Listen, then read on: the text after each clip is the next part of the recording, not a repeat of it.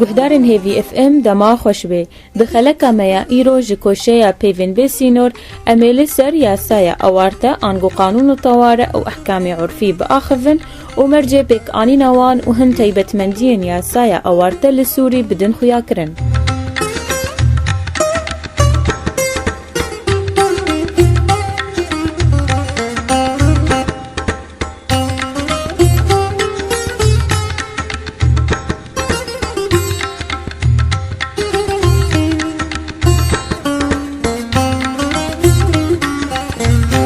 یاسای اوارتا او هن یاساین اوارتا آنگو استثنائي اكو دستلات تنفيذي بكارتيني دروشا اوارتا دا آنگو حالت الطوارئ دا و بريا و یاسایا هن بندن دستور دن راكرن جبو ولاد بي پاراستن جهن خطران وقاوة هن تبلهوي دو ولاد دا چه ببه یان ایری شک جدر و لسر ولاد وره یان هن کاریسه طبیعی چه ببن و لور اف دستلات تنفیزی یاسایا اوارتا پیکتینه جبو دستلات خوفره بکه و کاری بیتش نابکه کون کاری بو بره بکه جبر او قدغه بوند دستوره ده.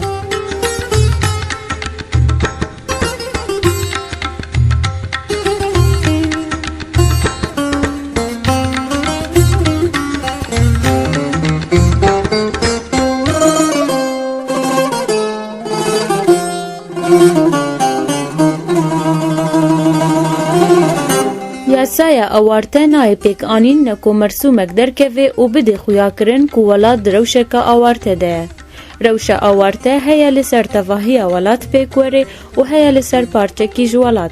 و هن دستور دمک خویانی جوه روشی را دیدینن دوی نوی درباز کرن. یاسایا اوارتا هن صلاحیات دستلات تشریعی و قضایی تخی دستلات تنفیزی ده و ازادی مروفان بسینور دکه. جبرجارنا هن تین گرتن دمن نخویانی ده و بس دم خویانی. کم کرن مروفان قدغه دبی جارنا و گرا دوران دمنا ده قدغه دبی. آنگو منع التجول چه دبی. هروها گلک جارا دستور دورا بر پرسیاریا یاسایا اوارتا دسته ویده ده خویا کرن.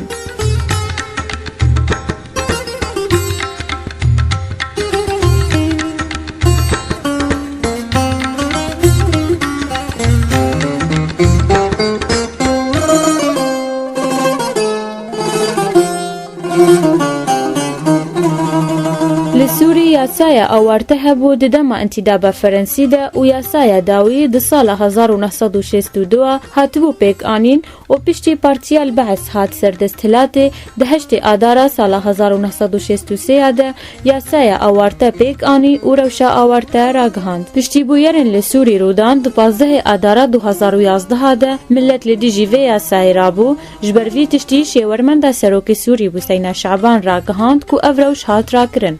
هروها روشا اوارتا و یاسایا اوارتا لسوری گلک رخنلی هاتن کرن جبر او نه دستوری بون چمکی او نج انجمن وزیران درد کتبو.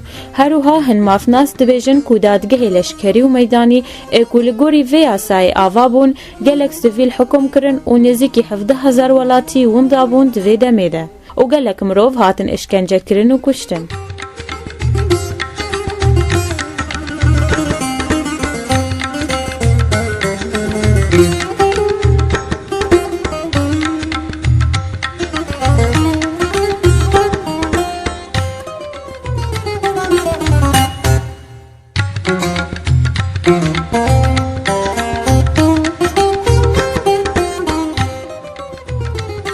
Thank you.